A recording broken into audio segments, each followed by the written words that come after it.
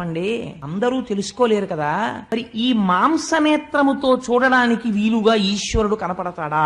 కనపడతాడు. అసలు ఈశ్వరుడు ఈ మాంసనేత్రముతో మేము చూసి అడిగో ఈశ్వరుడిని చెప్పడానికి వీలైన రీతిలో కరచరణాదులతో కదిలి భూమి మీద తిరిగాడయా? ఇది ఎవరు వింటున్నారో వాడు జన్మ సాఫల్యమును పొందుతున్నాడు అంది భాగవతం. అలా ఎప్పుడు వచ్చాడు పరమాత్మ?